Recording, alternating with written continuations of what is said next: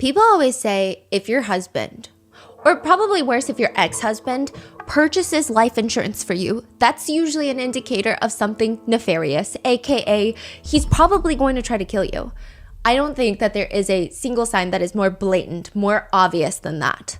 Well, according to Angie Solomon, there is. October 6, 2020. So this is a few months after her beloved son, Grant Solomon's death.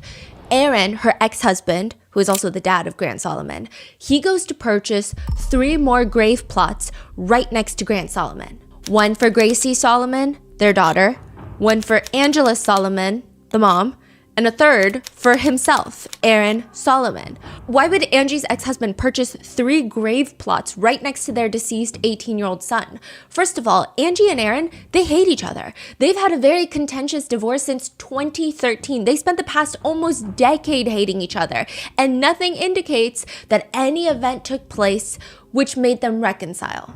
Would they really want to spend the afterlife together, laying side by side for the rest of eternity, just letting the soil decompose them? And their daughter, Gracie Solomon, at that point, she was 14 years old, 13 years old. Most likely she's going to grow up, get married, start a family of her own, and want to be laid to rest with them as an old, aging grandmother, right? Unless Aaron Solomon has other plans. The Freedom for Gracie Instagram posts about the grave plots that Aaron purchased. And it reads in short, why? Why? He and Angie have been divorced for years, all the while he is slandering her to their community. Quote, and why in the world would a father think his daughter would need a grave plot at 13 years old? Wouldn't Gracie want to grow up, get married, and have her own future and family and be buried next to her husband someday? He never talked about it with Angie. She could understand if he bought them for himself and shoved that in her face to keep her from being buried next to her son. But for Aaron to put her and Gracie's name on it sent chills up Angie's spine. Aaron has a motive with most everything he does. They're friends, and Angie's thought was, quote, murder, self-exit? Maybe that's dramatic, but a life with Aaron is a life with fight or flight. Every fiber of their being believed Aaron had something to do with Grant's death, and now Angie and Gracie believe that they are next. What was Aaron Solomon's plan with the grave plots? Did he kill his own son, Grant Solomon? And is he trying to take down the rest of the family next? If that's the case, why is Angie Solomon the one in jail for trying to kill Aaron? This is the case of the Solomon family. We would like to thank today's sponsors who have made it possible for Rotten Mango to support the Georgia Mountain Food Bank. Now more than ever, with SNAP benefits being paused and the holidays coming up, their work to end hunger can be life-saving. This episode's partnerships have also made it possible to support Rotten Mango's growing team, and we'd also like to thank you guys for your continued support. As always, full show notes are available at RottenMangoPodcast.com. A few content disclaimers: there's allegations of DV, childhood essay, and incestuous abuse, so please be careful. Today's case is very complicated. It's a situation where I do think everyone on the internet, they've got their own opinion about this case, and there's no way that you're going to change their mind. It doesn't matter what you say. It doesn't matter what other pieces of evidence arise from the opposing side. Nothing matters. They're sticking to it. There have been a lot of accusations that have not been legally proven in court. It's complicated because legally we want to protect our team and we want to protect ourselves from any sort of lawsuits, but you have to remember that just because something is not legally proven in court doesn't mean that it isn't true. It doesn't mean that it hasn't happened, but because of that, it just gets messier. There was also a defamation lawsuit against many different parties. There were cease and desist being sent out. So just for the purpose of that, we're going to be pretty careful with our wording. We're going to do our absolute best just to compile and aggregate the allegations made online, the netizen opinions, and even conspiracy theories online so that you can come to your own personal opinion about this case. Any alternate theories, opinions, accusations are put forth by either parties involved or by netizens I found online, their comments, and people that have made everything public. Like, everything is publicly available. These are not representative of our own opinions regarding this case. And a small disclaimer here, if we show any sort of document, if there's any annotations, highlights, question marks next to those have been done by whoever originally uploaded the document. So that was not done by the Rotten Mango team. Additionally, one other quick thing, there are lengthy social media posts, lengthy podcasts, lengthy interviews, and an even lengthier defamation lawsuit that was filed in civil court.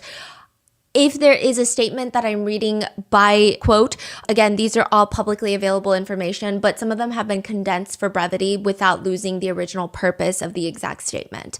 So with that being said, let's get into the recap.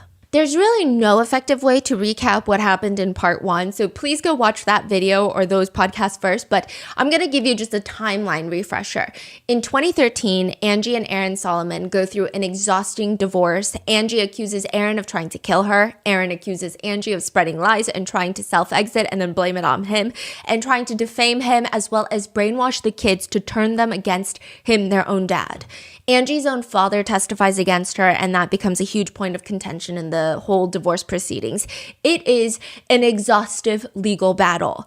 Angie and Aaron continue to fight over custody after 2013, with Angie claiming and alleging, along with their daughter Gracie Solomon, that their father Aaron has been abusing Gracie ever since she was a little girl, primarily essaying her during bath times. That is the primary allegation. There has been multiple open child services investigations against these allegations, and they have been closed without any significant findings. Does that mean that the abuse never happened? That's not what I'm saying. A lot of the time, CPS or DFACS or DCS will close investigations just because they're overworked, understaffed, or sometimes you just get a social worker who just doesn't care. That's all you get. That's it. So it doesn't mean that these things didn't happen, but there are multiple open and shut investigations that have found, I guess, no damning evidence against Aaron Solomon. There are other big allegations placed upon Aaron Solomon, such as essay against Gracie, physical abuse against Angie, as well as potentially a human trafficking, sex trafficking ring that involves mega church leaders, the governor of Tennessee, a senator of Tennessee, as well as Gracie being a victim of that ring herself. So this is all happening after the divorce. Then in 2020, a few weeks after Grant Solomon turns 18, he passes away. At this point, Gracie is 13, so Gracie is their only remaining child left. And now one version of the story of Grant's death is that now that he was 18, he wanted to get custody of Gracie and expose his dad for everything that he's done. The other version is that the truck rolled down the hill, rolling him over before landing in the ditch and killing him. A year after that, in 2021, Gracie, the 14-year-old remaining Solomon child, posts a YouTube video exposing her dad Aaron and claiming that her dad has killed her older brother. Then in 2025, this year, Angie Solomon is arrested for trying to hire a hitman to take down Aaron Solomon, her ex-husband. And it gets complicated because Aaron Solomon does have a potentially in the 7-figure range, at least $1 million trust fund that would go to Gracie. If he's dead. If he's dead. Mm-hmm. But we don't know the exact amount. Yeah, we don't know the exact amount. There's an incentive for both parties to either play it up or play it down. So even that's up for debate. Angie Solomon likes to insinuate that there's millions of dollars on the table. Aaron Solomon states that he only really received like $1 million and most of it was already used. I think the reason that it gets confusing is once his aunt passed away, this is his aunt's inheritance. She passes away, he gets a trust fund, and I think half of it was in land that he stated at least a few years ago that was not sold. So he's saying, I never sold the land, so I never realized any profits from the land. It's just there. It's a sitting asset. I'm not liquid for that land. And then the other portion of it, he received in payments of $100,000 a month. So that makes it seem like he's receiving $100,000 a month every month for an undetermined amount of time. But it could have been 2-3 months. It could have been 5 months, right? It's up for debate. So with that recap, let's get started. Divorces are the one thing where people consistently spend a lot of money to spend a lot more money. There is no rationality behind a divorce. It's, hello lawyer, I would like to pay you $150,000 so that I don't have to pay my partner $50,000. Or, hello lawyer, I'm going to secretly try and commit tax fraud amongst other federal crimes just so I don't have to give money to my partner because being with my partner feels like I'm being in prison. Yes, I understand doing all of this could put me in real prison. That's completely besides the point. That's not even what I'm talking to you about. One divorce attorney says, the craziest request I ever got was the client was asking me to get her half the shampoo bottles she left behind in the family home. She was kicked out of the house. I asked her, under the sink, like, where are the shampoo bottles? And she said, no, the shampoo bottles in the shower. There's 2 to 3 bottles. Half the bottles are full. I want half of each remaining half. And she's trying to be petty about it, right? Yeah. So 2 to 3 bottles in the shower. They're half empty already. And then she wants half of each half. I ended up telling her that she paid me $50 just to read, receive, and respond to this email. And I will waive the $50 if she just takes that $50 to CVS and gets some goddamn shampoo herself. Another says, doorknobs. It was a regular house. They were not special bronze doorknobs, brass doorknobs. It was a regular builder grade home, regular doorknobs. Yeah, they fought over it. I offered to buy them new doorknobs if they would just settle. It was bad. Obviously, some people say it's not about the shampoo. It's not about the doorknobs. It's about pure spite and winning. One post online reads, a divorce lawyer told the story of a rather well-to-do couple. They spent months and months and tens of thousands of dollars fighting over absolutely everything, all the way down to a single ceramic ashtray. I can't remember the significance of it, but I think it came from the husband's family side. I don't know, but even after everything that had been decided, they spent many more months, and I think they totally spent $100,000 fighting over a singular ashtray. Then after a court hearing, the wife finally won the ashtray. She promptly strode out to the white courthouse steps and smashed the ceramic ashtray, left the pieces all over for the husband on his way out to see all of it. That is crazy. Yeah. Wow. But it doesn't just stop there, because it's not about an ashtray, right? Another husband, he left his wife's prized koi fish on their doorstep of their house to die. She was so distraught, she couldn't come to court. He killed 6 of her fish. There's never a dull or a happy day in family court because everything has a deeper emotional reasoning. Obviously, it's not just about an ashtray. It's not just revenge. It's not just about fish. It's about being an abusive animal killer, but you get it. Nobody really gets divorced over what they say they're getting divorced over, like a bathtub or Tim McGraw, the country singer. One Reddit post reads, I went to school with this girl. She married this really rich guy in Ohio, moves in with him in Ohio. They seem to be getting along. 6 months later, out of the blue, she files for divorce. Up until that point, all I heard from her was how well it was going. Anyways, turns out, our little buddy had a fetish for getting off on pee. He asked her to pee on him in the tub. At first, she agreed to it because she thought it was like a one-time thing, but he kept asking for it more and more, and she tried to decline it respectfully by saying, the bathtub's too small, it's too cramped. So next day, she comes home to 24 construction workers and heavy equipment tearing the bathroom walls in for a new bathtub. A week or so later, they finish up the bathroom with a brand new giant bathtub. She comes home to a sign left on the fridge with a note to drink up. She's got some watering to do. I don't know what she put down as the official reason for the divorce, but it's definitely the bathtub. Some would argue it's not the bathtub. It's what he wanted to do in the bathtub. It's never the bathtub. Just like how Angie Solomon and Aaron Solomon don't get divorced over Tim McGraw, the country singer. If the whole point is to make Angie look crazy in court, it is working. Whether it is true or not, it's up for debate. But Angie's dad testifies against her, but so does her longtime friend. She gives a declaration to the judge, and she details a very specific situation that she's had with Angie. Do you know Tim McGraw? He's a country singer, and he happens to be married to another huge country singer, Faith Hill. Is this divorce hearing, or is this for, what is this? This is later. Okay, so Angie is trying to appeal a lot of the judge's prior decisions of custody being placed 77% in Aaron. And Aaron is fighting it back, and a lot of people are siding with Aaron, such as this alleged former friend of Angie, who writes a declaration to the judge and is like, I need to tell you about Angie. She's not who you think she is. So this is between 2013 and 2020 or Yes. 2025? Yes. Oh, okay. And then he also uses this declaration in a defamation lawsuit later in 2023. I see. The friends. Yes. Okay. Well, the friend said, that Angie told her Tim McGraw was going to leave his wife, Faith Hill, to be with Angie. Angie's friend writes a declaration and says, Angie claimed that Tim McGraw was singing to her at the concert specifically, obviously staring into her eyes and, quote, hitting on her. She was furious at Aaron because he didn't confront Tim McGraw about this. She also told me that Tim McGraw and Faith Hill were getting a divorce because he was so interested in her.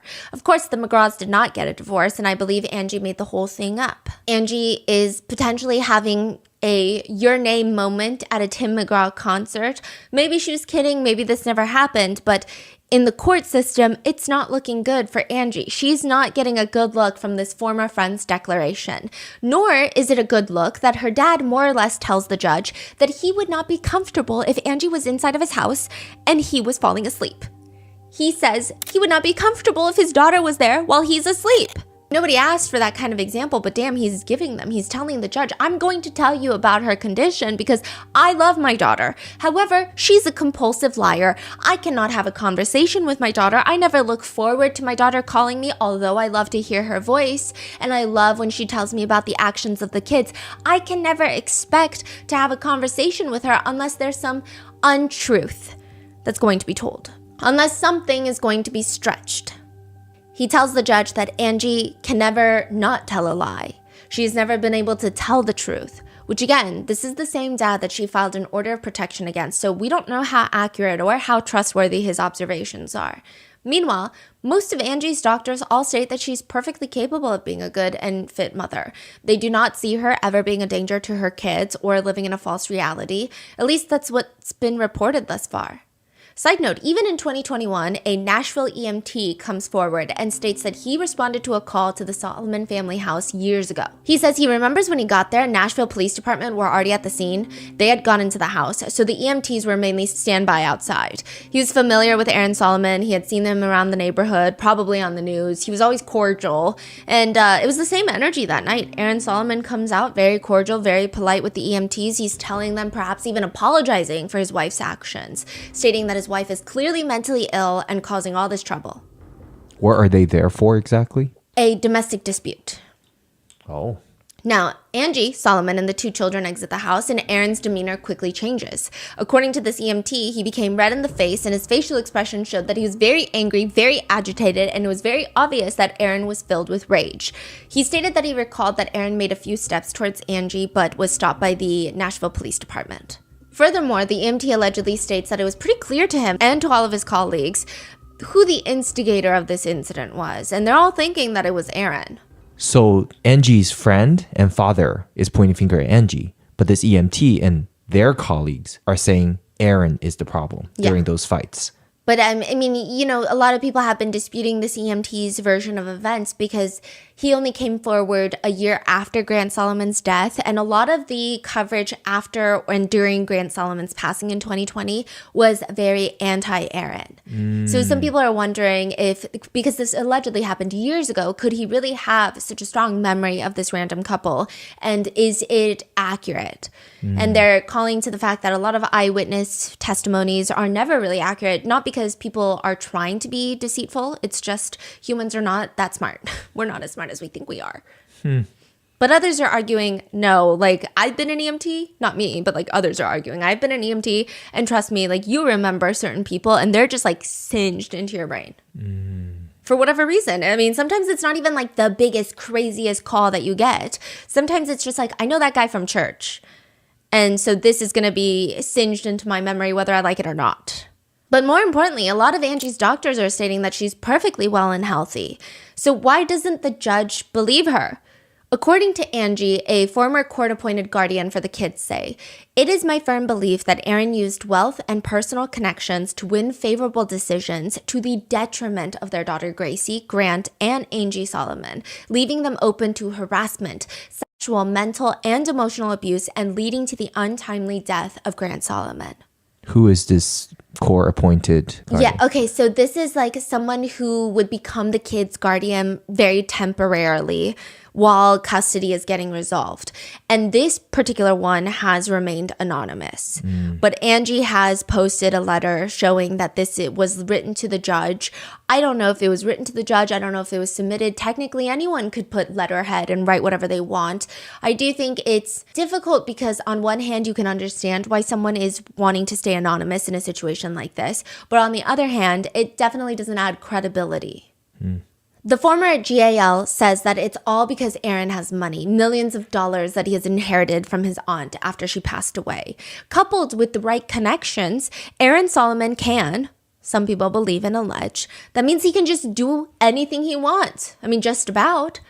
Angie believes that Aaron is part of the good old boys club at Grace Chapel in Franklin, Tennessee. This is a church, boys protecting boys type of church. Angie says all the most powerful people in the state attend this church, and they sit right next to Aaron Solomon, and it's all a boys club. Governor Bill Lee of Tennessee attends that same very church. Governor Lee was actually recently in the news for refusing to touch state reserves, a $2 billion rainy day fund for the entire state of Tennessee. He refused to touch it to help cover low-income working parents who lost SNAP during the government shutdown. So there's that. A lot of the influential judges, including Judge Johnson, one of the judges that ruled in favor of primary custody going towards Aaron instead of Angie, she goes to that church. Her husband, who happens to be Senator Jack Johnson, a senator from Tennessee, also goes to that church. Grace Chapel in Franklin, Tennessee is considered a mega church. On a typical Sunday service, they have about 3,500 attendees at their service. And according to Angie, Aaron, the governor, the judge, the senator, they're all good buddies with the main founding pastor of the church, Steve Berger. Steve Berger is no longer a pastor at Grace Chapel. He was the founding pastor, but there was church drama because there's always church drama. I think religion is beautiful. I think organized religion with infighting within the organization is very ugly. Steve Berger is also a little bit terrifying. He has now gone into politics, which is, I think everyone can have their own opinion about what it means to be religious while also being involved in how the state is run. But Steve Berger has publicly stated that his goal is to disciple members of Congress so that what they learn is then translated into policy. No separation of church and state is his entire dream. Yeah. And it appears that there are connections with him and a congressman who wants to get rid of the second term rule for presidents, meaning a president can only serve 2 terms. So there's a lot of connections there. Probably a lot of money because it's a mega church. A lot of money. And they're actually sending out cease and desist. So I love a good cease and desist from a church. That's like one of my favorite types of cease and desist because something about it, I'm like, I don't know, it just like riles me up. Maybe it's my religious trauma. But anyway, what does that have to do with Angie? Angie claims that allegedly Judge Johnson ruled in favor of Aaron. She, and this is a huge allegation, but this judge would have discussions about all of her cases with the church pastor, Steve Berger. This is what Angie is alleging. And Steve Berger is allegedly close with Aaron Solomon. So he would tell her, God is with Aaron, so maybe you should rule against Angie. That's kind of the allegation at hand. I don't know if that's accurate. I don't know. I don't even know how the structure of a mega church works, if like the founding pastor even hangs out with any of the congregation. It all feels like some bigger coordinated effort is what Angie is saying. And it is very strange, she states, that people at the church never paid her any attention. Nobody cared about her. But then suddenly, the night of Grant's memorial service, members of the Grace Chapel Church, quote, inserted themselves into my house. And she's stating that they barged into her house, and they're desperately trying to convince her that Grant died from having abdominal injuries to his organs and that there was hemorrhaging in his stomach. She basically states more or less that they're trying to gaslight her into believing that Grant Solomon died naturally from this accident. With an Instagram post reading on the Freedom for Gracie Instagram, why did these people from Grace Chapel keep trying so hard to gaslight Angie about what happened to her son? Why does Grace Chapel keep appearing at Angie's door or in her text messages the week of Grant's death and weeks after? They never wanted to help Grant, Gracie, or Angie in the years before. Why now? Why in this way? Because the good old boys club. Protect the good old boys club. Some people argue, or it could just be a mega church. And typically with mega churches, I used to go to church back in the day. And like the one thing about mega churches and why people are kind of interested in going to them is there's not as much of a community built around it. So it's not everybody knows everybody's business. And so it could very well be that nobody really talked to Angie until they found out someone from the congregation or someone from the church, they had this tragic accident happen to their son. And so now they're actively reaching out because that's maybe what God would want them to do. I don't know, right? I don't know. There is that argument out there floating around. But the theory of the good old boys club changes in the degree of severity. There's like a light, medium, dark version. The light version. Some people believe good old boys club, there really is no good old boys club. That insinuates there's some sort of conspiracy, there's some sort of organized effort, and there really isn't. It's just men protecting men, typically, from allegations of abuse. It's less of a coordinated effort to make sure Aaron is found not guilty, but more so internal misogynistic biases. Our good friend Aaron from the church, he could not do such a thing. Like, not our Aaron. We've been going to church with Aaron for years. We would have known if he was doing something like that. No, our judgment is perfectly great still. There's no way. Angie, however, I always knew she was a little cuckoo. I never really even talked to her. She barely comes to church. They believe it's just coming from people who are probably very powerful in the church, and a lot of them, in netizen opinion, are not good people. However, are they really going to help Aaron in particular? It's probably just this internal bias that they have. A lot of these netizens that believe in this theory think Aaron's not even part of the elite. I mean, it's unclear how much Aaron Solomon is worth. According to a few transcripts, probably $1 to $2 million, which is a substantial amount, but it's not, I'm going to DC and swaying congressman amount. It's not lobbying and taking a private jet to the tech industry to lobby something. You know, it's just, it's okay to these people. So would they really protect him? No, it's probably just a matter of, oh, I know that guy from church. No, he's a nice guy. And Angie, she seems a little crazy. And like, where's the evidence? I don't see any evidence. So we're going to rule in favor of him.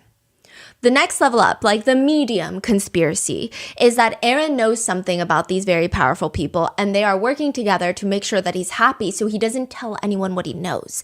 Why would Aaron know anything? Well, he goes to the church. Maybe he's got eyes and ears. Maybe he just happened to be at the right place at the right time.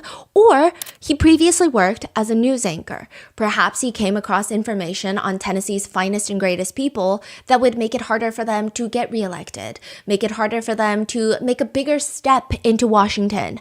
Now, a few things about this particular theory I will note is Aaron Solomon was not a big name in the news world.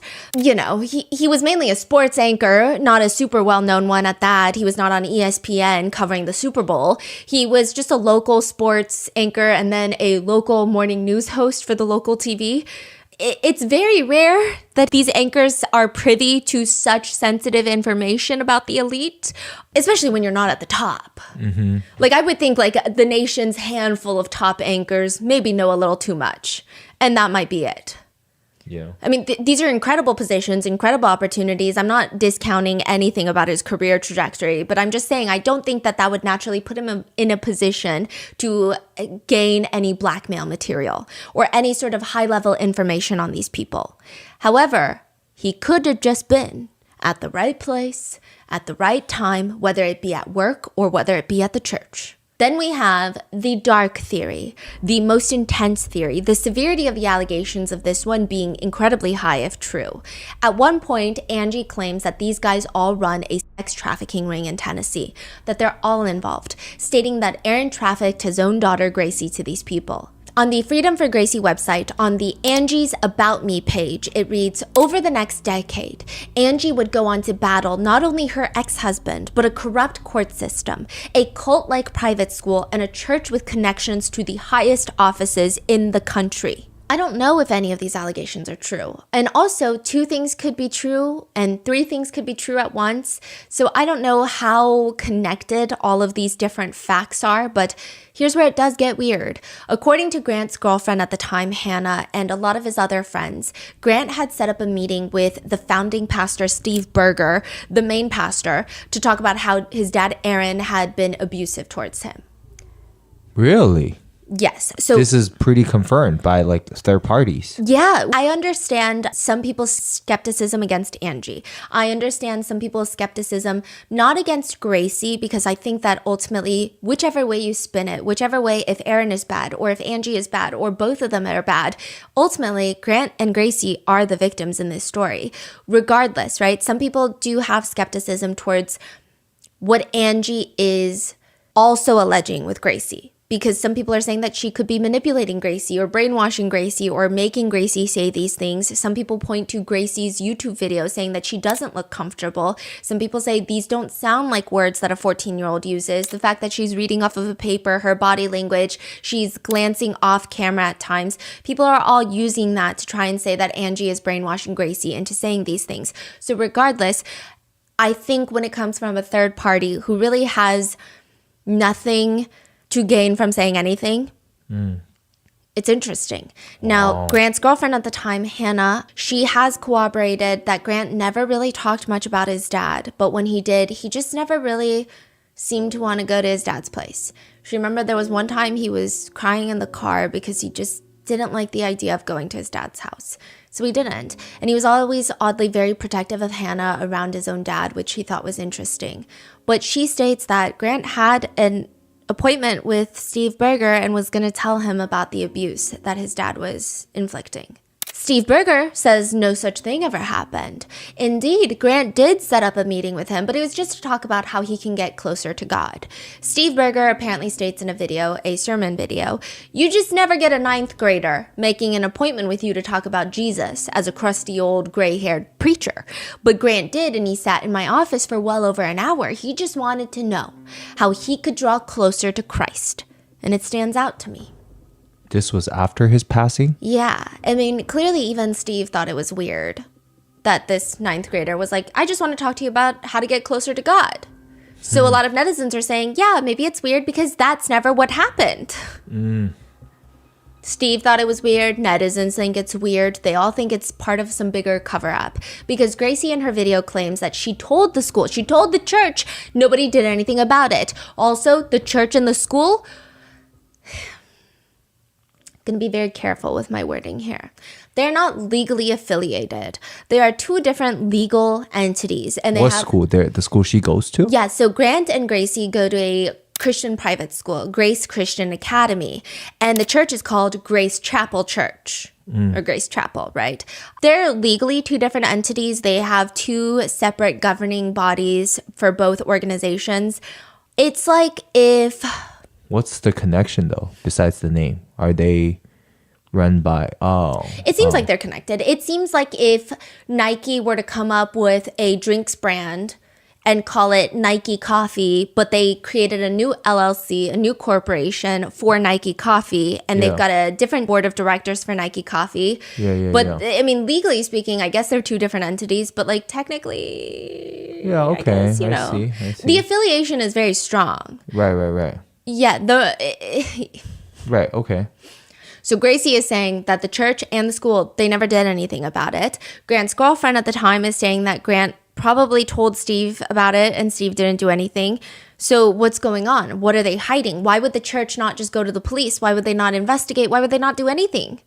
Because it's a church. Aren't they supposed to stand against stuff like this? Yeah, but also the police? Hello? Yeah. Now, Grace Chapel Church eventually releases their own statement against these allegations. That reads in part, recently a 14-year-old girl posted a video on social media platforms about alleged abuse that she had experienced in her family. We just can't imagine how difficult it must be for that young woman to be caught in the middle of a custody battle with her parents, while also dealing with the tragic death of her brother. Since the original video, a variety of websites, blogs, articles, and social media posts have spread information maligning Grace Chapel, Grace Christian Academy, and our founding pastor, Steve Berger. The church notes, to clarify, the three parties, the church, the academy, and Steve Berger's ministry are, quote, are all separate legal organizations with separate oversight and missions. Which again, if you have to word it like that, it just means that there must be some level of entanglement, perhaps even just socially, because the wording is very precise, that there are three separate legal organizations with separate oversight. But the church continues with their clarification by stating, considering the number of false accusations being made, we felt it would be important to clarify a few things so that our church family could understand Grace Chapel's involvement and how to pray for this situation. There were never any allegations by anyone that any abuse took place at Grace Chapel or that it involved any Grace Chapel volunteers or employees. The allegations of abuse in 2018 was between a divorced couple regarding their own child and had nothing to do with Grace Chapel. There has been false reporting that Steve Berger, when he was serving as Grace Chapel's senior pastor, had been informed about the abuse during a meeting that took place on May 7, 2018, and did not report it to the proper authorities following that meeting. The claim that somehow Steve Berger knew of the abuse and didn't report it is categorically false. In fact, the alleged abuse had already been reported to the sheriff's office on May 4, 2018, 3 days before the meeting with Stephen even took place. Grace Chapel has and will continue to make sure that any allegations of abuse are reported to the proper authorities. All of our staff and volunteers go through child safety training as well as background checks. Please join us in continuing to pray for this family, and if you have any questions, please reach out to us, Grace Chapel. Not really doing themselves any favors, the church also goes on to clarify something very weird, stating, in a recent article, there was also an issue that one of the family members who attends Grace Chapel is not a member of the church. It's important to note that Grace Chapel has a specific process for membership, and this individual, Aaron Solomon, has not gone through the process and is therefore not a member. But the church does go on to clarify that member or not, everyone is welcome. Membership is not a requirement for participation and fellowship within their church community. I will say that's a very strange thing to make distinctively clear for everybody, considering there's pretty strong connections that Aaron at least attended the church with a high frequency on most Sundays, even taking pictures of himself at the church and then sending them to Gracie. 2 Sundays in a row, he texts pictures of himself at the church, writing to her, at church, thinking of you, love you, miss you, heart. Then the next Sunday, a picture of the church and an accompanying message. Pastor Steve mentioned Grant for the 3rd Sunday in a row and preached about heaven today. Hope you can watch it. Because, it's a mega church. They like to upload their sermons onto YouTube and stuff. I don't know if the church is involved. I don't know if the church is not involved. I also think that I have way too much religious trauma to even come to an appropriate conclusion without being tainted by my own anecdotal evidence and personal opinions, right? But I do think that the responses are just a little weird. I've met a lot of religious people. I've met a lot of people of faith. And regardless of the fact that of anything, really, I don't think any of them would respond to such a sensitive topic and allegation in this manner. It was just weird. It was just weird. And I think it just makes everything feel unsettling. Yeah.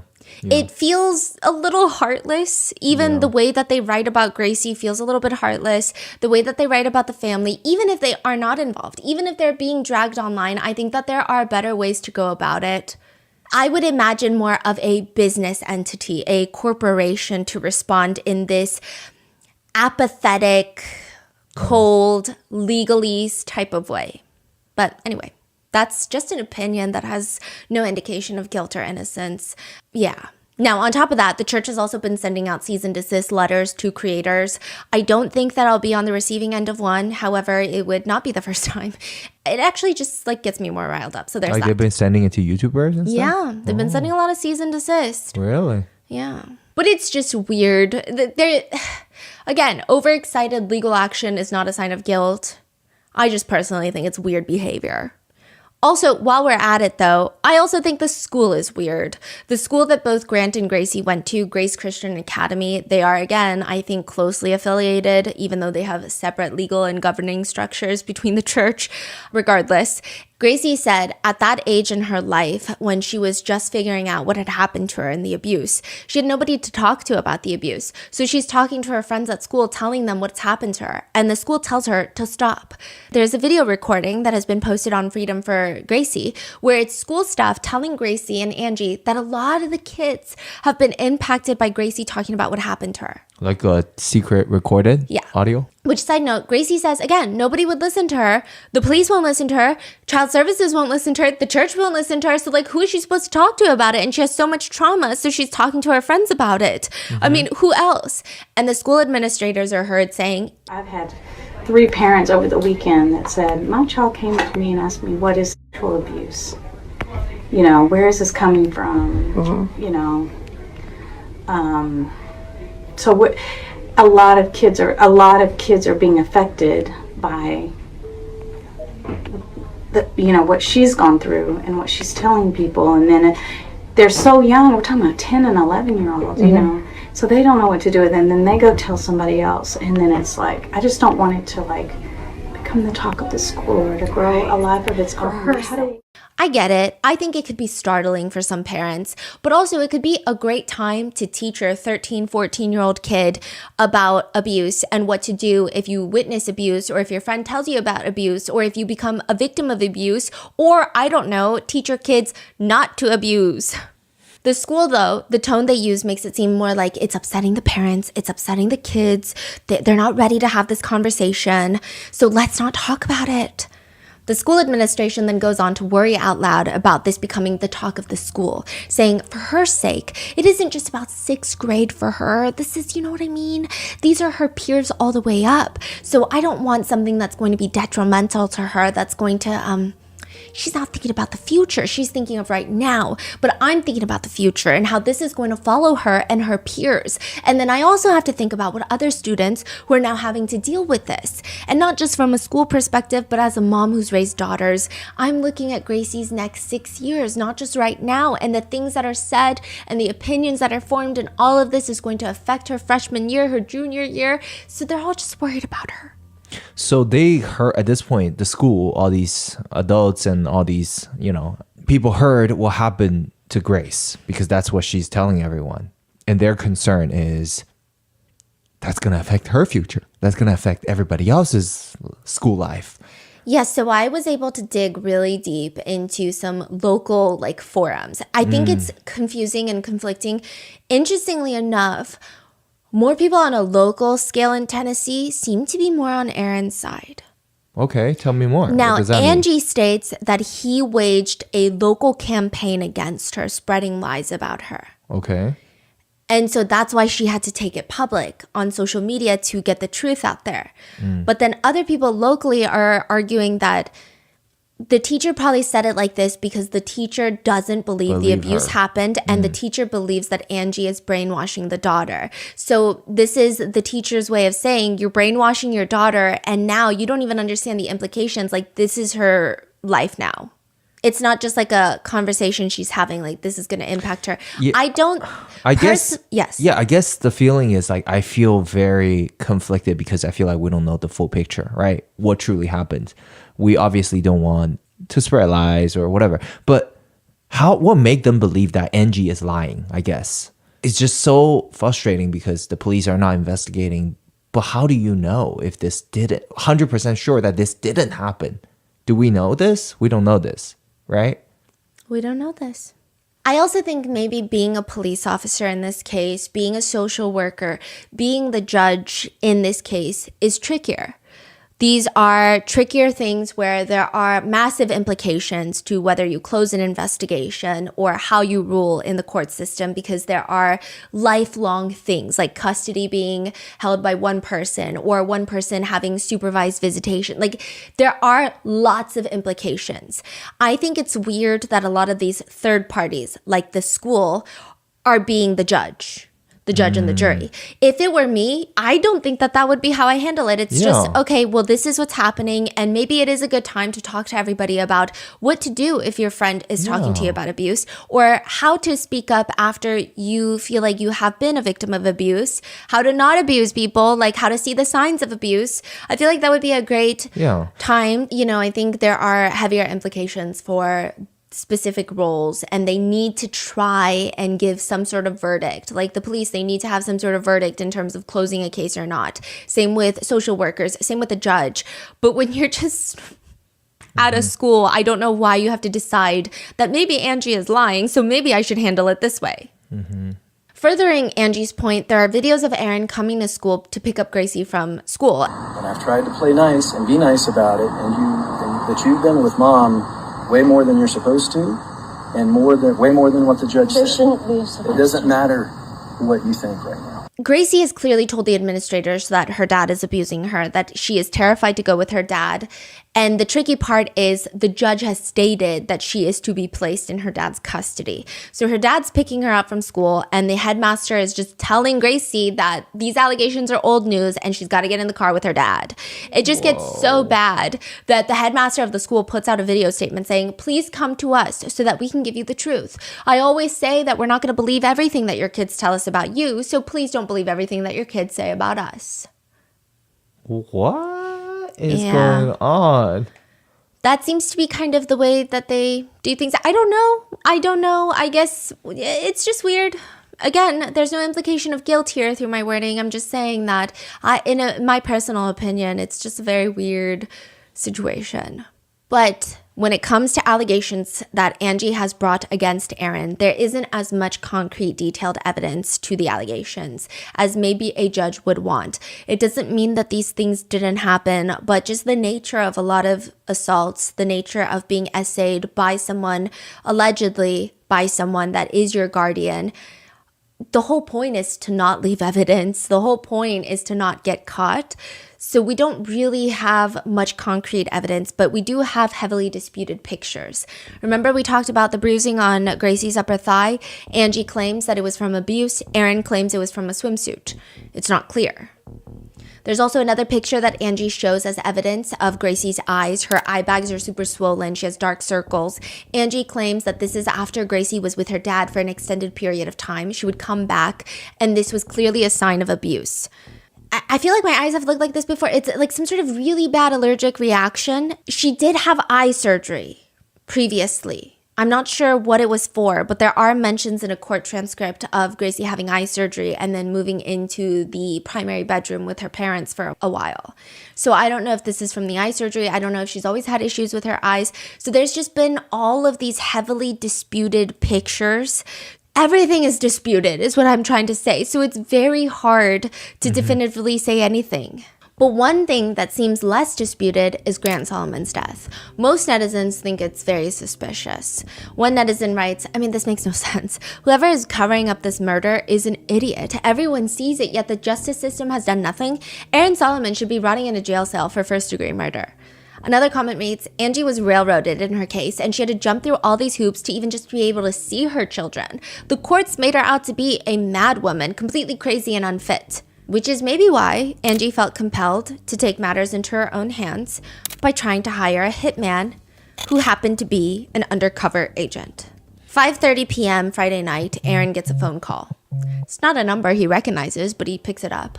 Hello? It's the Tennessee Bureau of Investigation. Are you home? No? Well, I've got a man at your door right now.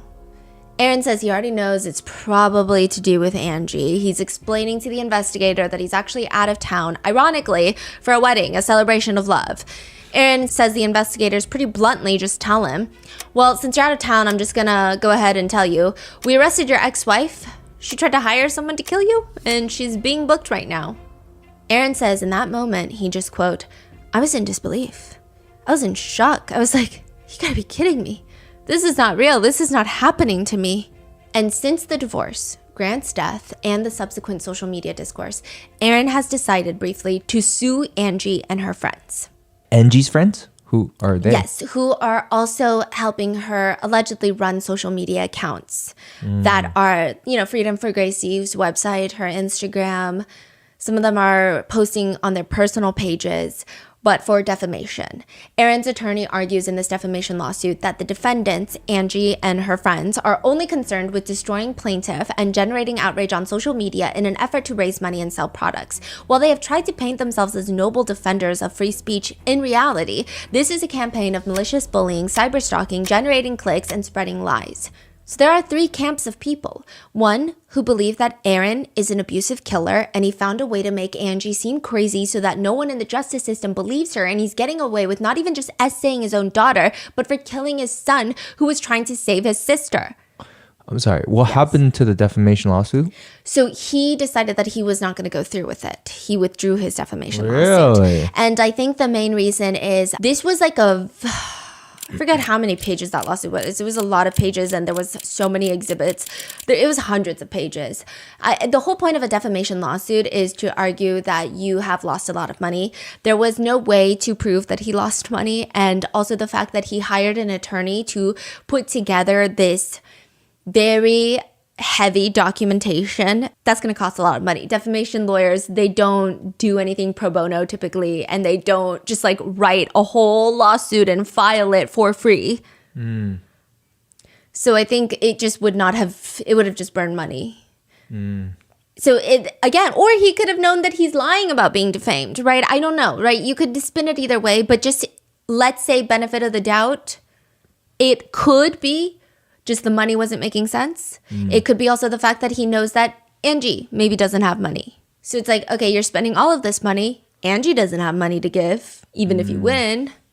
Got it. And if she's got nothing to lose, she could just make another account and keep posting about you.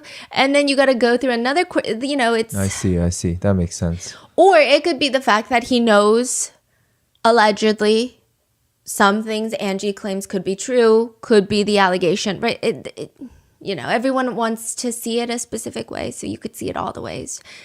Now, you have the first camp of people who believe that Aaron is evil. Then you have the second camp of people that believe that Aaron isn't particularly a great person, but Angie also seems to be very problematic. They believe that she's coming up with stories, whether she believes it or not is unclear, but she's convincing her kids of these stories and turning them against their dad.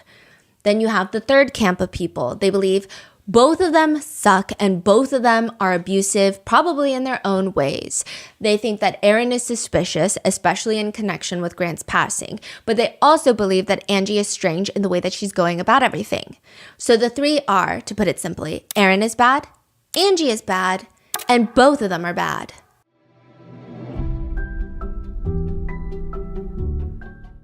From executive producer Ryan Murphy comes your next TV obsession, All's Fair, starring Kim Kardashian, Naomi Watts, Niecy Nash-Betts, Tiana Taylor, with Sarah Paulson and Glenn Close.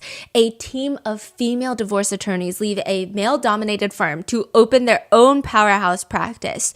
Fierce, brilliant, and emotionally complicated, they navigate high-stakes breakups, scandalous secrets, and shifting allegiances, both in the courtroom and within their own ranks, in serious style. In a world where money talks and love is a battleground, these women don't just play the game, they change it. They'll never settle. Don't miss the show everyone will be talking about, and watch All's Fair, now streaming on Hulu and Hulu on Disney Plus for bundle subscribers. Terms apply.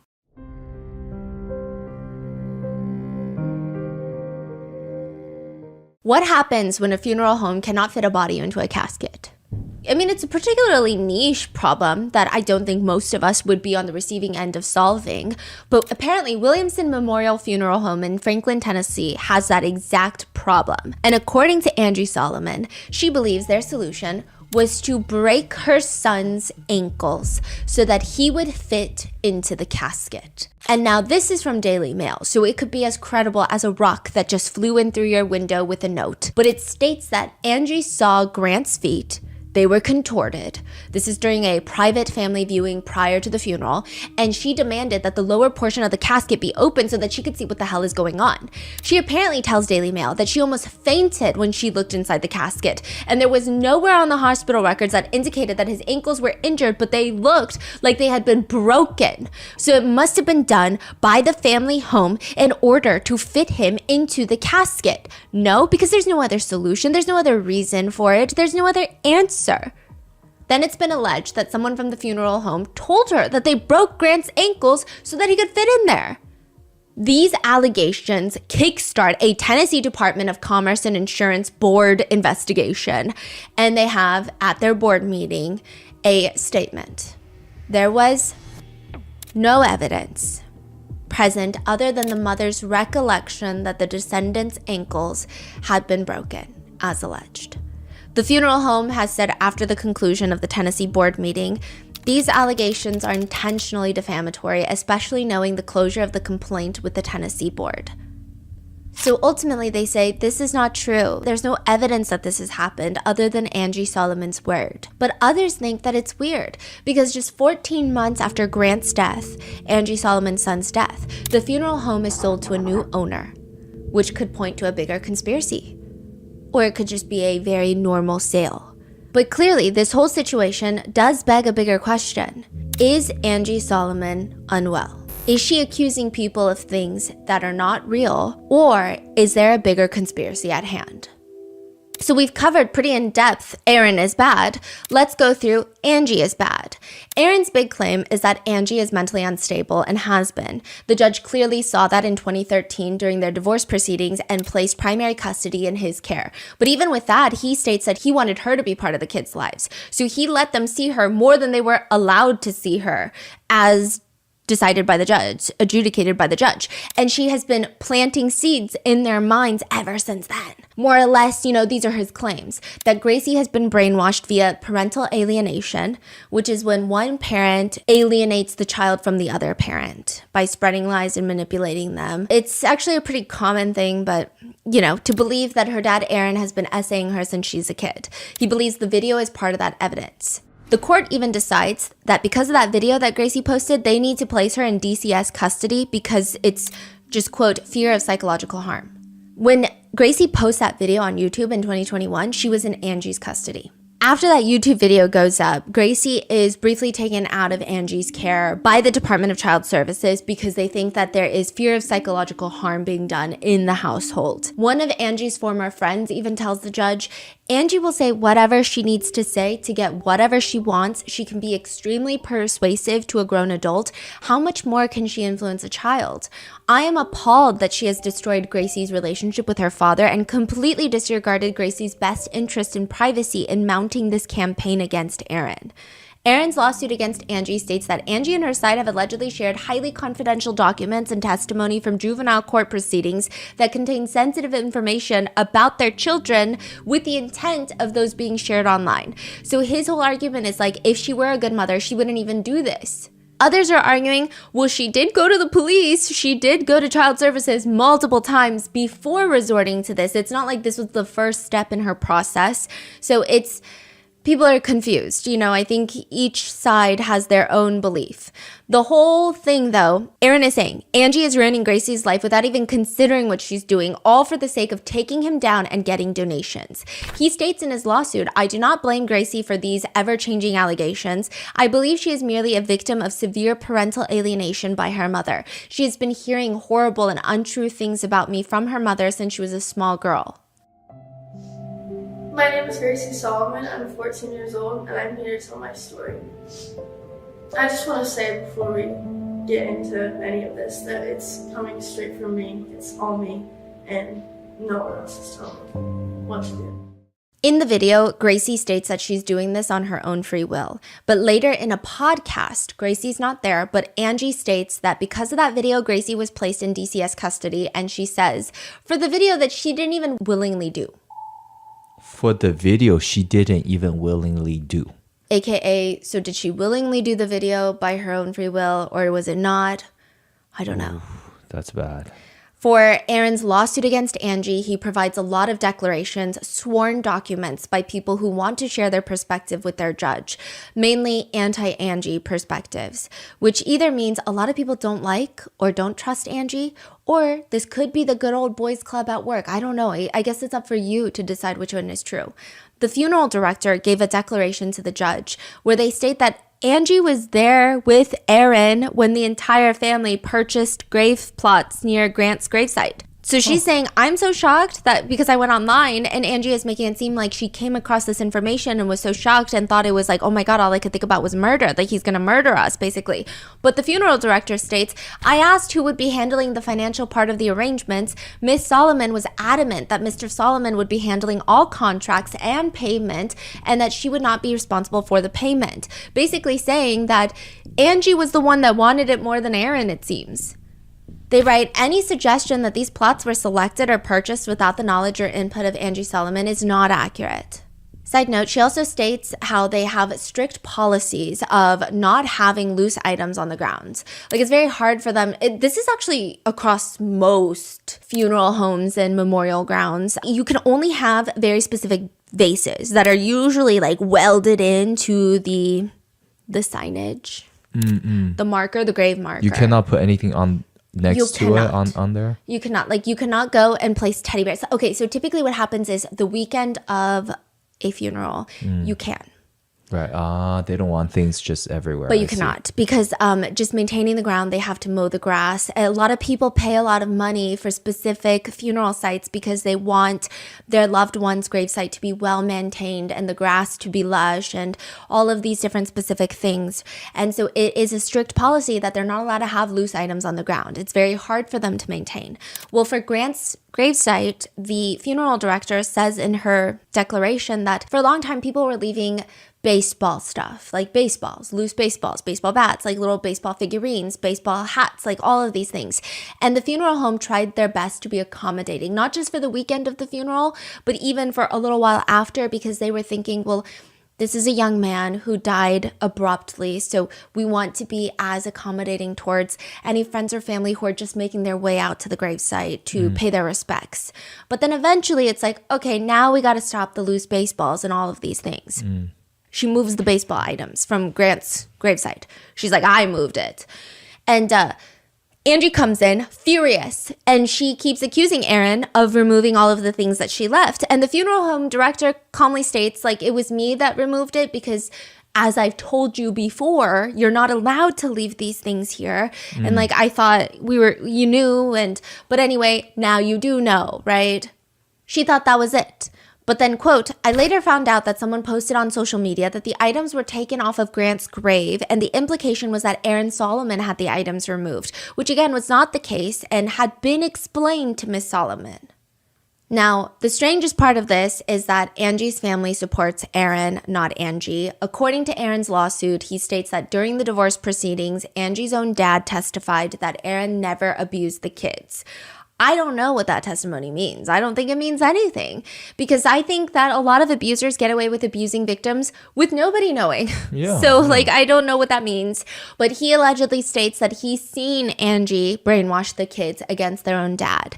Angie's former friend that testified about the whole Tim McGraw thing, the country singer that fell in love with Angie, that friend. Yeah, well, she writes further in her declaration for the judge that Angie tends to live in her own chaotic fantasy world.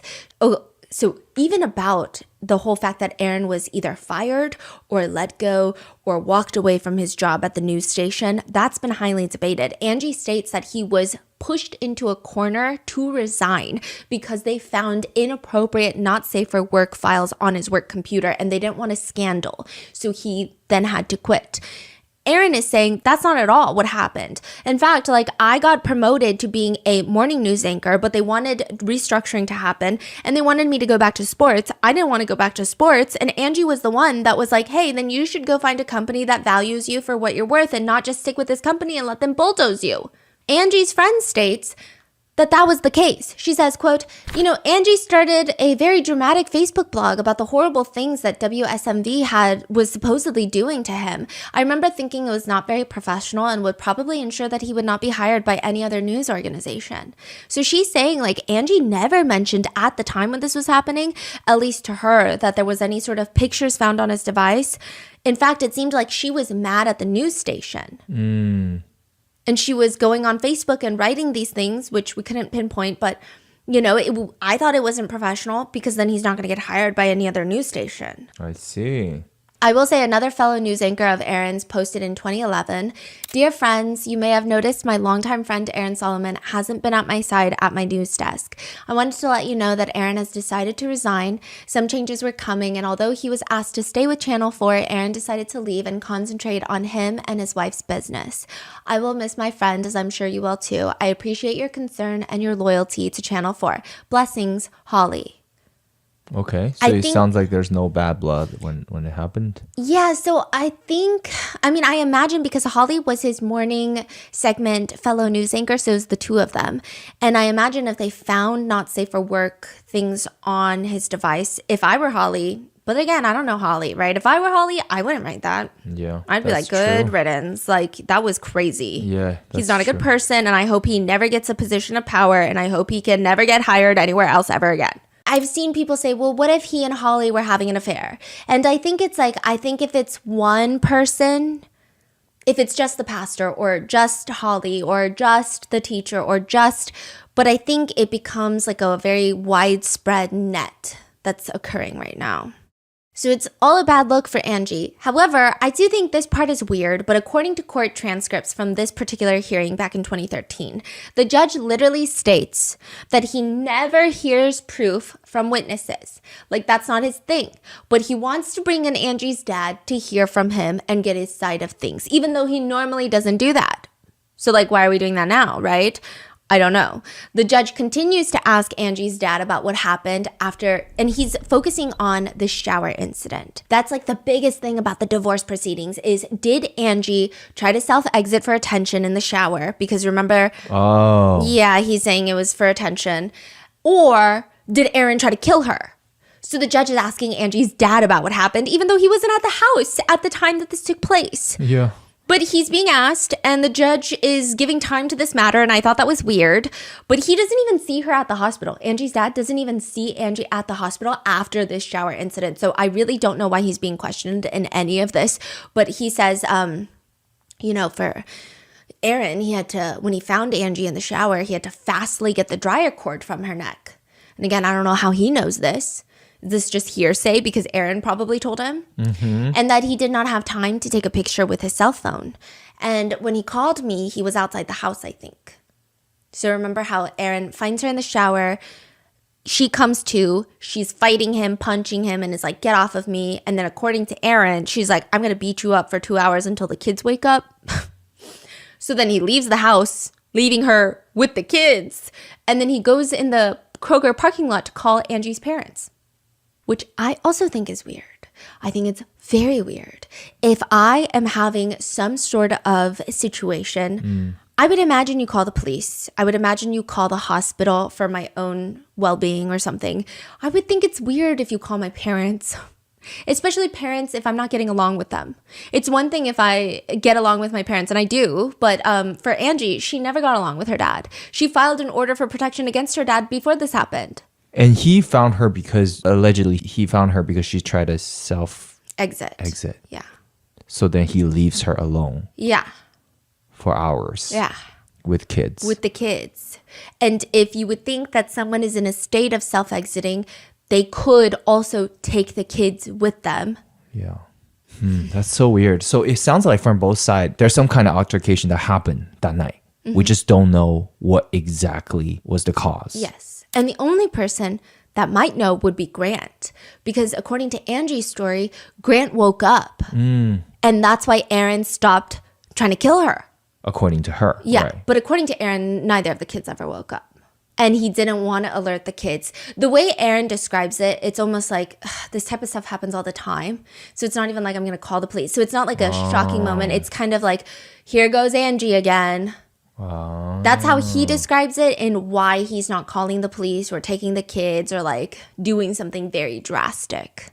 Now, remember how Aaron he's in the Kroger parking lot by himself, and he calls Angie's dad. And Angie's dad tells the judge, Aaron milled around the neighborhood, until about 6 o'clock, went back to the house when the kids woke up so that they wouldn't be concerned, why daddy was gone. We didn't go. He's talking to the judge about him and his wife. He's like, we didn't go. We waited. We just waited for time and prayed to God about this matter. And then we went to our church services that morning. In which situation would one pray and go to church after your son-in-law calls you to say that your daughter tried to self-exit? Like, I feel like you should pray. Yes, that's great. I think praying can do a lot of things. But in this specific time frame, perhaps medical intervention could do, I don't know, a tiny bit more. He's asked, did you want to see her? The judge is like, did you want to see her eventually when she goes to the hospital? And he says, certainly. No, I take that back. I don't think it would have been good for us to have seen her at that time. I don't think that she would have wanted to see us under those circumstances. We had to admit her. He also admits, I think she's just a very nervous individual. Describe how, right? When we're sitting around a lot of times and we're talking, she is fooling with her fingers. She could just be so bored of you. I don't know. But he continues, and this is something that's prevalent with her for some time, and I'm just lost for any other descriptions, Your Honor. It's just weird. A lot of netizens say it's a conflicting feeling. On one hand, these testimonies don't do Angie favors, but they also kind of don't do Aaron any favors. Especially the fact that the judge at the time states that he found Angie's dad to be very vague, but still credible. Vague and credible. Those are two words that are typically not put together in a way that makes people feel reassured. Then later on in the custody battle and divorce proceedings, Angie is ordered to undergo a forensic mental health examination ordered by the judge. The judge also chooses which doctor would see Angie. Dr. Freeman. Dr. Freeman allegedly states that Angie is fine and well. The judge throws out the examination. Oh, that's weird. According to Angie, the judge does this for no reason at all that she can understand. Just decides, never mind, I'm not going to use this as a factor of my consideration for anything. Forget we ever did that.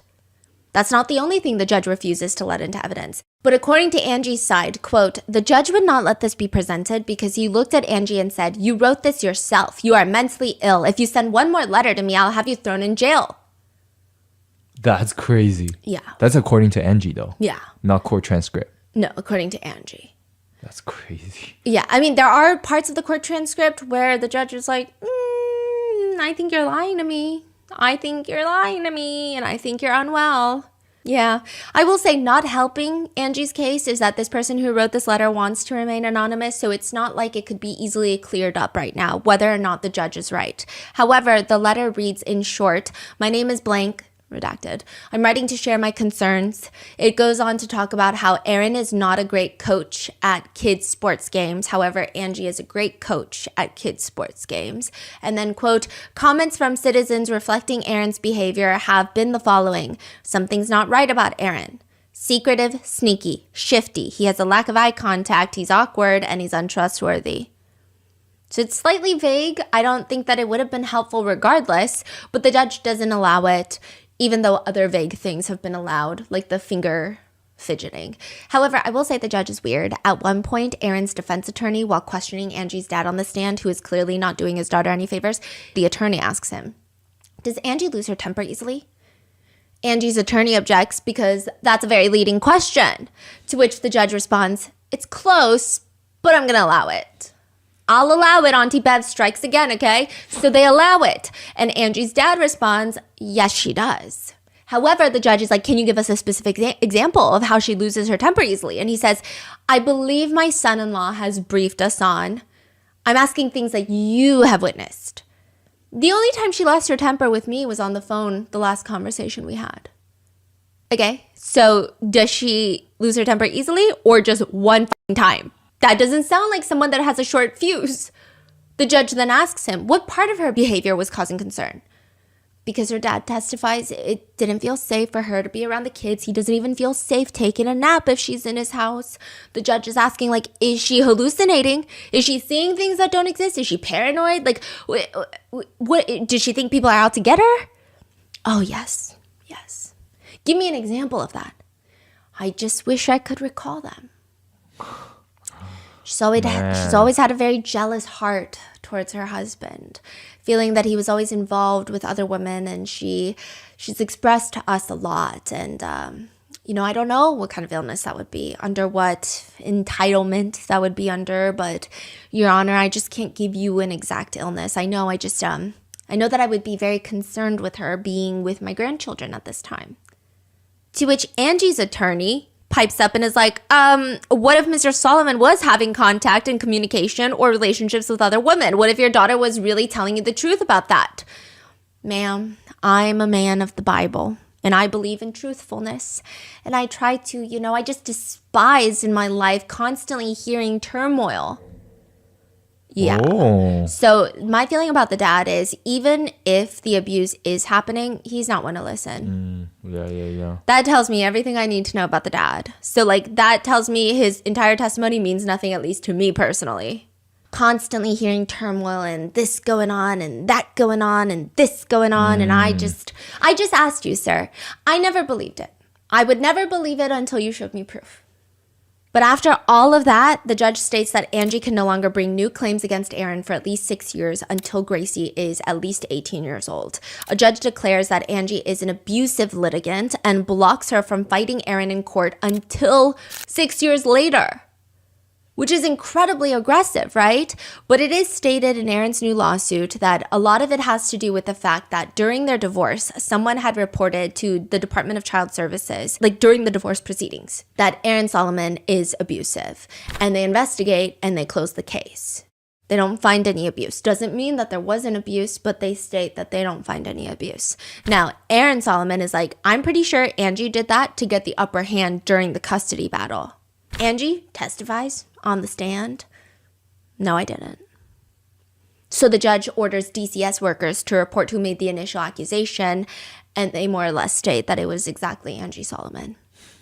The report from the divorce courts read, the court finds that Ms. Solomon has not been honest with this honorable court as it relates to the referrals to the Department of Child Services. She in fact made the reports herself, which again, does that mean Angie is insane and is willing to do anything to win this divorce and custody battle, such as bring forth false allegations against Aaron? Or does it mean that Angie is so desperate for someone to finally protect her and the kids that fine, she lied about it because nobody believes her, so why would she say she reported it because nobody believes her? I guess it's up to you, because we are all legally allowed to have our own opinions. That is, we're not allowed to have free healthcare, but we at least get free opinions in this country, so that's fucking great. But later, the court documents reportedly read that it will not be ordering parental time with Angie because, quote, the court's great concern with the false statements made and Ms. Solomon's overall lack of honesty with this honorable court since these proceedings first began. The most damaging testimony to Mrs. Solomon came from Mrs. Solomon herself. Simply stated, Mrs. Solomon, I do not believe you. And I will say there are some parts where it is harder to believe Angie in the transcript. So during the divorce proceedings, Aaron's attorney confronts Angie and states, you told the judge that you don't have any money. Because that's the whole thing. Like, they do fight over money in 2013. You told the judge you don't have any money, but you raised $17,000 over the internet. So this is in 2013. This is before most of the nation even knew about the Solomon family. But you raised over $17,000 over the internet by telling people that he stole your babies. So she allegedly went on Facebook and alleged that Aaron Solomon kidnapped the kids from her. And she needs money to get them back. So allegedly people donated $17,000. And what did you do with that money? And she says, first of all, I didn't tell anyone I needed $17,000. Did you raise $17,000? No. How much did you raise? So far, I've only been able to acquire $3,900. So some people are pointing to this and connecting it with, it does seem like she's always looking for donations. And, the judge is upset with her mainly because the judge is saying, why would you write on Facebook that he kidnapped your babies? Because I signed the restraining order. So technically, you weren't allowed to be around your kids. So, technically, if anyone's to blame, it would be me, but you went online and wrote that your ex-husband kidnapped your kids, or, your husband kidnapped your kids. And then she, states that her Facebook was hacked. And so that's, really not a good look. But probably the part that reflected the worst on Angie in the divorce is the shower incident. Remember how in part 1, Angie kept saying her version where she alleges that Aaron tried to kill her. Aaron's version is that Angie tried to self-exit. Well, during the divorce, it comes up a lot, and according to the lawsuit Solomon v. Solomon and transcripts from the original Solomon divorce proceedings, which we were able to get our hands on, Angie allegedly sent messages to Aaron immediately after the incident. Text messages that read, quote, but it's over for me now. You live with it. I'll always be watching over you. So this is my last writing on this earth. Quote, I guess I will prepare for what exists for the cowards on the other side.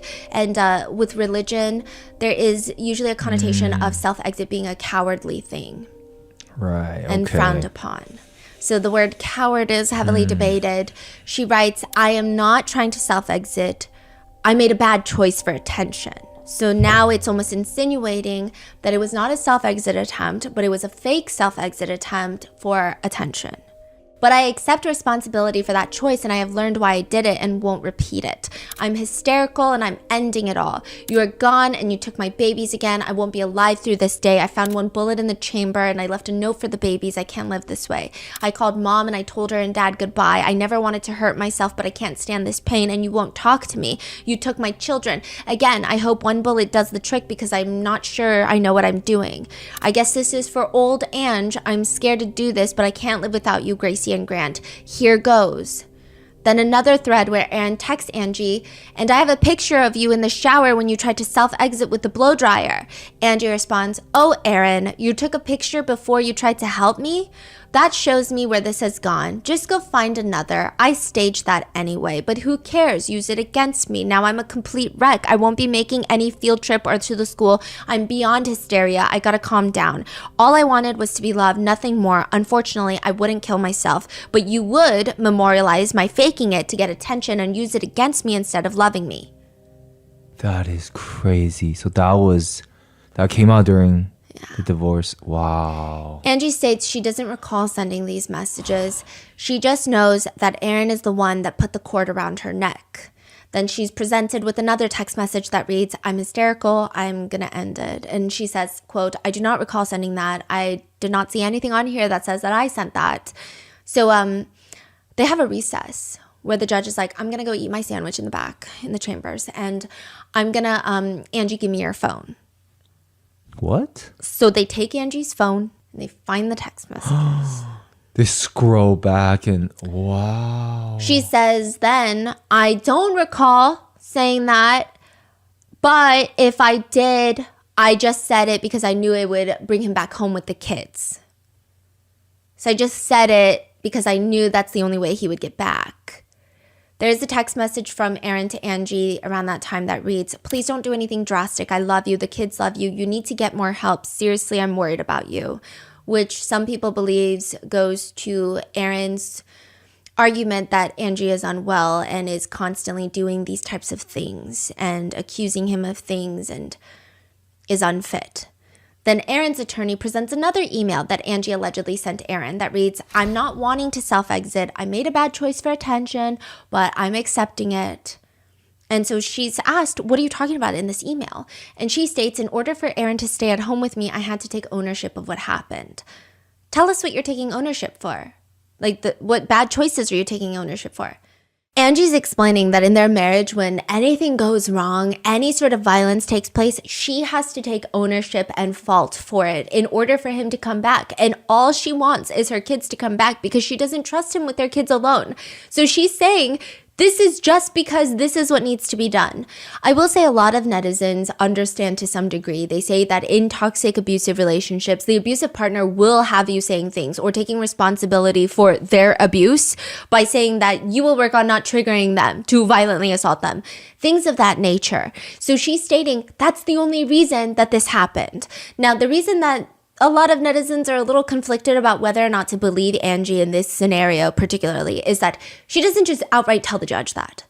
I think perhaps, maybe, if she had said, hey, this is what happens because of A, B, C, and D. But then others are arguing, well, maybe she kind of tried, but she's not that good with communication. She's not that good with expressing what's happening. Maybe she's just discovering that she's being abused. So it's just it's hard for her to put into words why this is happening to her, what's happening. But she does state, that's how I would get him to come back. But others argue if that's the case, why did she lie and say she doesn't remember sending them? But maybe she doesn't remember sending them, but they were on her phone. So it's just all sorts of complicated. And then the judge does something that is annoying. The judge asks her, why did you even want him to come back? And she's like, because the kids, and I don't know, she doesn't have a good reason, which again, a lot of people in abusive relationships don't have great reasons. But the judge is like, and this is the man who you said put a cord around your neck and you wanted him back? So the judge, I think, is not particularly my favorite judge, does not seem to have, at least in my opinion, the best understanding of toxic abusive relationships, whether it is Angie and Aaron or if it's not. But it's just, why would you ask that? He continues to ask, why would you want that man back? I wanted him back because I love him. I loved him then. But what you're saying to me doesn't make any sense. These are all the reasons why people are starting to, even in 2025 after Angie's arrest, are starting to turn on Angie, and they believe that there's a lot that she's hiding that we don't know about. And they're hoping that potentially a criminal trial, a trial for murder for hire plot, will bring answers finally. A lot of people believe that there are too many unproven claims going in too many different directions. Angie has accused Aaron of being part of that high-powered sex trafficking ring, and then we never really hear much of it ever again. We hear that he was, on top of being accused of being an abuser who has manipulated, tortured, and assaulted his family for years. Also, potentially, he took pictures of her while she was on drugs and positioned her body and then showed those pictures to third parties. And also that he was drugging women on a large scale whilst he was working as a bartender. Freedom for Gracie posts on Instagram a picture of Aaron wearing a tutu and Halloween makeup, making a drink, and the caption reads, "This was Halloween." But Aaron worked as a bartender at night. Even as a professional businessman, he continued bartending. Post-divorce, Angie has heard stories that Aaron drugged women back in these days before people knew what it meant to be roofied. We don't really have any other claims or other people coming forward. I mean, sometimes the Freedom for Gracie Instagram page will say people have come forward, but we don't really get more information out of it. And normally I would say I would feel inclined to believe it, but obviously with highly contentious divorces and custody battles, I've seen people say absolute insane things about their ex-partners, so I don't know. Aaron claims that all of this is not even just to destroy his reputation, but, quote, "It's part of a concerted commercial scheme to sell products and raise money for Angie Solomon by misleading consumers with false statements to generate sympathy." And for the longest time, Aaron Solomon was silent. And a lot of people took that silence as guilt. I think a lot of people were thinking, why would you not come forward and say, these are not true, like this is not me?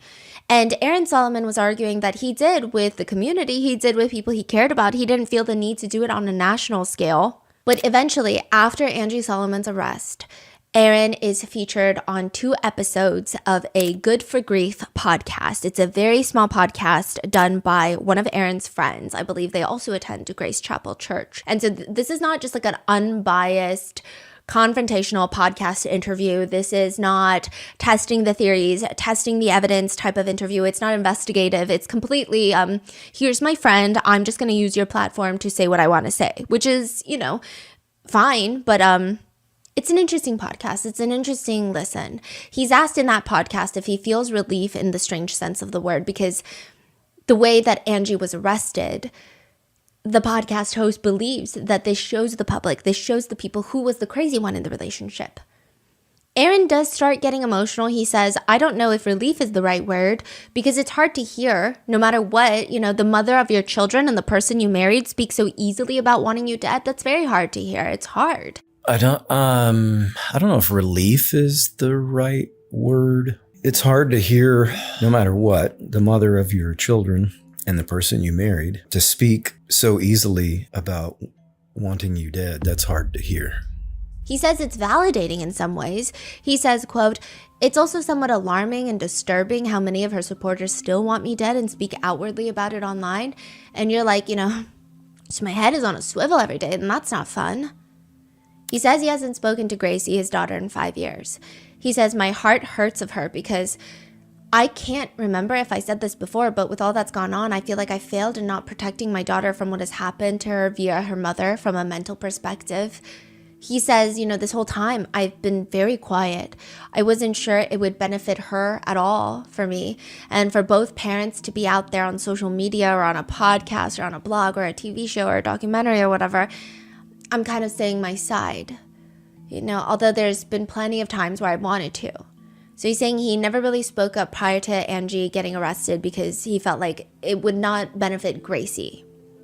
I guess it would feel like it wouldn't accomplish a whole lot, but it might help and feel good, I guess. For the main thing is, if it could help my daughter see the truth, to have the truth out there, that could be a plus. That's really the main reason I'm doing this. So he's saying now that Angie's been arrested, maybe this is like another additional way of, maybe after Angie's arrest, he's saying maybe Gracie is opening her eyes. And this is like, hey, here's a very easily available truth out there. His version of the truth, right?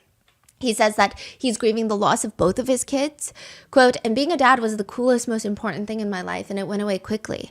And so the darkness and the abruptness of that is hard, and to feel, like I mentioned before, the day of my son's accident, the helpless feeling of not being able to protect and help and recover and fix, and to try and not be able to help that and not be able to help my daughter in a different but also very dramatic way is very hard to deal with on a daily basis."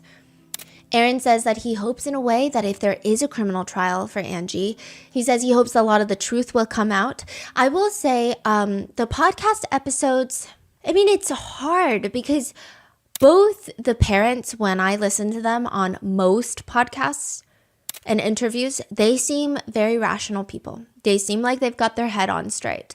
Angie all the time seems like she's got her head on straight, except when she's kind of saying things that don't align with other things we've heard, such as Gracie saying that she's posting that YouTube video on her own free will, and then later Angie is saying that she didn't want to do it. So those are the times where I kind of raise my eyebrows at Angie in her podcast interviews, but otherwise I never get this sense that she is this weird attention-seeking narcissistic mother who would manipulate her children. I don't get any sense of that. And then with Aaron, I actually don't get, I don't think you can get a sense of whether someone is a predator. I don't think so. Like, I think if you say you can, it's very difficult. So that's, I don't even want to say that I'm judging that, right? I'm not saying that he is or is not. I'm just saying like, it's not something that I would sit there and be like, let me see if someone is a predator when they talk about something random, right? But I don't get like this very conniving vibe from him either. What I get from him is he seems like the guy that just lets things happen and like not in a good way. You know, I don't know. Like when I listen to the podcast, I'm like, okay, well, maybe it makes sense that he doesn't want to sue Toyota. I don't know. Like on one hand, he seems litigious, but on the other hand, he seems like the type of person that's like, oh, well, moving on. My son died suspiciously. Oh, well, moving on. He doesn't seem meek. He just seems like, I don't know if it's a lack of care. I don't know if it's a lack of parental care. I don't know. But even when he talks about Grant's death, I will say this is the parts where I'm like, that's weird. He says Angie's trying to blame his death on something. And I was literally having this conversation with somebody else earlier today. It was just a freak accident. You know, that's what they're saying. It was just a freak accident, that it can't be anything other than it was. I've always been a believer that things happen for a reason. We're not in control at all, and we never know when our time is going to be. And the longer I live, the more I see that. And he says, as for the 911 call, I mean, when I first glanced down and first saw Grant under the truck, I almost fainted. My knees went weak. I went to the ground, but pulled up my phone and called 911. So, I mean, I literally tried not. I was going to hyperventilate. We just had to get people there. He also states, quote, at the accident scene, the last thing on my mind was that he wouldn't be alive. I knew it was bad. I just knew it was bad that we needed professionals there. But the last thing on my mind is that he wasn't alive or wasn't going to make it. As for the funeral, he spoke at the funeral, and a lot of people have things to say about it, which I tend to agree with. It is a little weird. He goes up onto the podium. See, I don't know. I can talk myself into both things. I don't know if it's him trying to be stoic and not get super emotional on the podium, so he falls into that newscaster role, but it's a lot of strange hand usage. He's like, as some of you guys may not know, I'm Grant's dad. I just want to thank you for being here, and all your words have been so supportive to us. But then some people point out when his hands are clasped together, you can see that it looks like they're shaking. He definitely doesn't seem supernatural. He's not on the podium like, I want to thank everyone and giving, his hands. It's like a very uncomfortable usage of hands, whether it's nervousness, whether it's emotions. I don't know. It is weird, but is it weird because he's grieving? I don't know.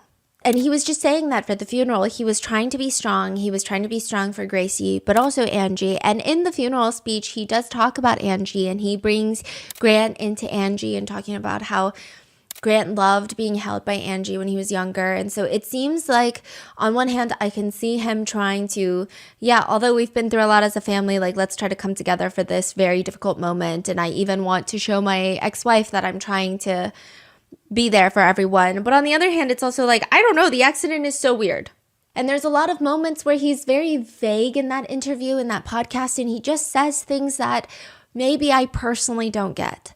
But also, the same could be said for Angie. In an interview, Angie is asked, why would authorities cover for Aaron Solomon if what you say is true, if the forensics show otherwise? Why would anybody cover for your son's father? And she responds in a way that a lot of people find problem with because it's just so vague. And she says, I mean, that's the question. Is who is Aaron Solomon? Who is he really? And really what you're seeing here is in the sadness of Grant not being here any longer, it's just a pattern, just a continuation of the pattern of life that we've lived from 2013 till the day in July 20th, 2020, under Aaron Solomon's control. It's just a continuation why no one helped ever at any point, why no one stopped and stepped out of the circle and helped Gracie and Grant just as children on their own. There's a forensic evaluation and interview on file at the Williamson County Sheriff's Department that was arrestable and they let it go. I don't know. So if one adult had done their job, Grant would have been able to step in and do the job that adults are supposed to do. So some people thought it was a little vague. Some people thought that there are points where in different podcasts, I've seen at least 2 different times that this has happened, where the podcast host will compare Aaron Solomon to the Murdaugh family, also a Southern family, also a highly influential Southern family. I think the Murdaughs are actually influential. I don't know how influential Aaron Solomon is, but there are times that people have pointed out that she kind of smiles at the comparisons, the analogy, the tying of the 2 names together. So I don't know. Some people think that's weird, but also Aaron is weird too. I think Aaron, during the interview, the podcast interview, he has these really weird emotional moments where when he talks about what it's like with Grant being gone, I will say he's emotional throughout the entirety of the podcast. And there are other times that he's emotional, but in regards to Grant, he's talking about how Grant being gone, quote, he's got so many friends that are still doing well in baseball. So I'm seeing a lot of his friends doing awesome things in their baseball. And a guy that he played with just got called up to the big leagues. And another one that he beat in a state tournament as the sophomore just got to the big leagues. I've got all that coming at me every day too. I've just been a heavy time in just so many different angles. So yeah, there's that. A guy that he played with just got called up to the big leagues. Another one that he beat in the state tournament just got to the big leagues. I've got all that coming at me every day too, in just so many different angles. People think this is evidence that all Aaron cared about was Grant's baseball career. Others argue that Aaron just happens to be a sports guy, so this is the way he communicates is through sports, and maybe this whole thing is him saying that the potential that his son had in life. So it's like the potential is gone because, his life is gone. But others are arguing, see, like he literally only cares that Grant's friends are doing well in baseball and he wishes his son was here to do well in baseball. I mean, it's just up for debate. A lot of people are just commenting different things. One netizen just brings up the 911 call and says, that's really the only thing we have to go off of. And Dad is too calm. And with the mom in podcast, she lies and cries without tears, and I find them both sick. And I just think, poor kids. Another comment reads, this feels like when it's all about me. Couples collide. It was never about the children, it's always about winning. R.I.P. Grant, and I pray for Gracie. Another netizen comments, imagine having a possible psychopath as a dad and a pathological liar as a mom for parents. Poor kids. So where are we now? Aaron has since long dropped his defamation lawsuit against Angie. This was in 2023, and now Angie is awaiting a potential criminal trial. She is out on bond. During her bond hearing, the judge says, I have to say that I have deep concerns about the defendant's ability to see the situation she's in right now. So I'm going to reduce the bond to $250,000 only on the condition that she's under house arrest. Plus, you're going to have to remove all telecommunications devices and internet devices from the residence. And if somebody slips her a telephone, she's going to be right back in jail. The only exit she would have is to come to court. That's the only time she would be allowed to leave the premises. And then he looks to the prosecutors and says, I guess you could set up a jamming device outside her house like the North Koreans. I guess you could set up a jamming device outside her house, like the North Koreans.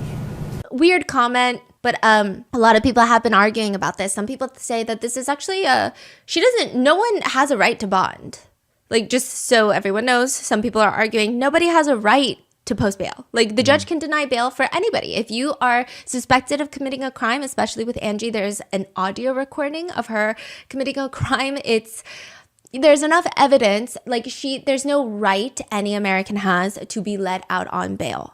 It's up to the judge. So that's one argument. Others are arguing this is really inhumane because if you don't have a single phone in the house, what do you do if there's an emergency? What if there's a fire in the house? What if you trip and fall and you hurt yourself? Like you can't even call 911. So that has been a huge debate of people going back and forth. And then of course the other party will tell that party, well then just go to jail then where you have a phone. So it's been back and forth. She is out on bond, and Angie's attorney tries to argue that Gracie should be able to have her phone in the house. So Gracie is 18 at this point, so there's no longer an argument about custody. And so she's with Angie, and the attorney is like, well, Gracie needs her phone. Maybe she can just use her phone in one room of the house. So Gracie is in the house? Yes, it seems like it. So that means Gracie also have no internet, no phone, no access. I think Gracie is now going to stay with a friend of Angie's because the judge is not having it. He says, I'm not going to do that. I'm not going to. It's either all gone or I'm not doing this at all. Whether your daughter can go stay with that other lady or not, he's like, I don't care. So with that, we're just going to have to wait and see what comes out of this. So I'm so sorry. Yes. What is Angie facing? Just a murder for hire charge. Probably will plead guilty. I think so. I don't think there's going to be a criminal trial. I think she'll plead guilty. I think she'll get 8 to 30 years is usually the sentencing. But if you plead, you're looking probably on the lower end of 8-ish. But a lot of people have been given 20. Wow. So like 5 to 20 is what I said, yeah. And do you know exactly what happened? Like she just went on Google? No, so there was a civilian. So I guess she had been asking around. Or maybe she asked someone and they were like, I know someone. So a civilian comes to the police. They go to the Tennessee Bureau of Investigations and then they get an undercover agent. And there was actually a civilian involved in all of this, an undercover. I guess they went undercover. So they're like, oh yeah, I know a guy who worked with my buddy John. And so I'm going to introduce you to this guy.